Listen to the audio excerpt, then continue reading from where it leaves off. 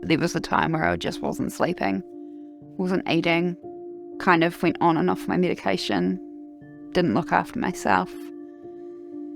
And as a result, I had to have all my teeth removed because I was just drinking coffee and energy drinks and this, that and the next thing, and I wasn't looking after myself. I didn't even want to get out of bed. And luckily I had my ex-partner to support me. If I didn't have him, I don't think I'd be here, to be honest.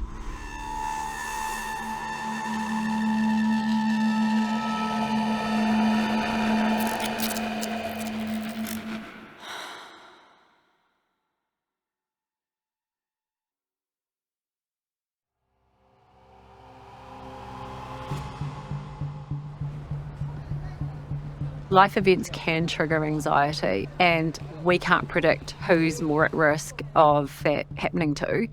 We do know that if you are an anxious child, you're more likely to be an anxious adolescent, you're more likely to be an anxious adult.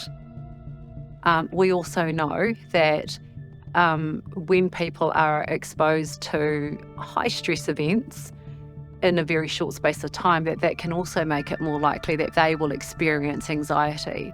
Moving, having a baby, having children, those are all really, really sort of things that affected me. And I understand are really quite serious triggers. I lost my brother in a motorcycle accident, and that was quite a trigger for depression. Combine that with going through puberty, that whole combination is something that is now identified as a perfect storm of genetic predisposition with environment and socio factors. So it all comes together as a trigger. Anxiety can kind of almost be like running a marathon. And if we run a marathon when we're at peak condition and we've been getting enough sleep and eating lots of veggies and drinking lots of water, when a challenge arises in our life, we're much more able to deal with that challenge. Let's say we're a new parent and we're not getting enough sleep, or for any other reason, we're not taking care of ourselves. All of that's going to make someone more vulnerable to experiencing anxiety.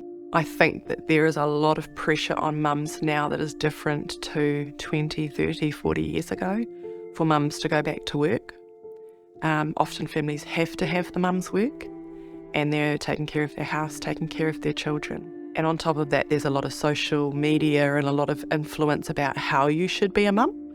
And I think that pressure on people is actually quite a lot. I felt like something was going on. And I was told that babies don't sleep, and I would just be tired, and it was probably the baby blues and everything would improve.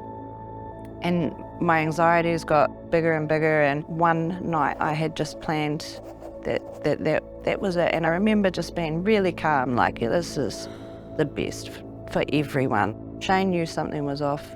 I locked myself in the bedroom, and then I got upset that he had picked up on something, so then I couldn't even do that right. And then I think it was just a quick trip to the hospital, really, to the crisis team. I'm unsure if people understand that that is something that we need to actually support women with, you know, rather than, oh, it's just normal that they go through that. And I think there is a little bit of that rhetoric. And while I do want to normalise that this is what women go through, we know enough in New Zealand when we look at our, stats around perinatal mortality that we need to do more to support women in this area. Really, anything that is a challenge in our life that we don't feel like we're really well prepared to handle is going to be causing anxiety. And it's really helpful for us to learn to help keep our anxiety at a manageable level. Some of the most useful strategies that we teach people, or the skills and techniques, involve harnessing our physiology, harnessing our thoughts, and harnessing our behaviour. So in terms of our physiology, one of the foundational techniques we often teach people is diaphragmatic breathing. Why they're so effective is because they have an impact on what we call your ancient brain. And that's essentially a part of the brain which governs breathing and your heart rate, which often when people are anxious, particularly if people have panic attacks, that is the area that you want to engage with.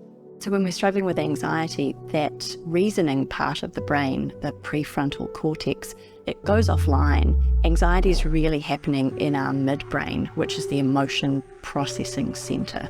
And so it's not possible for us to say, oh, actually, this is fine, I'm safe, it's okay, because we're really not thinking with that part of our brain. We really have to attend to just the basic core emotional side of things to begin with, regulating our breathing before we can even start to use that higher level cognitive thinking.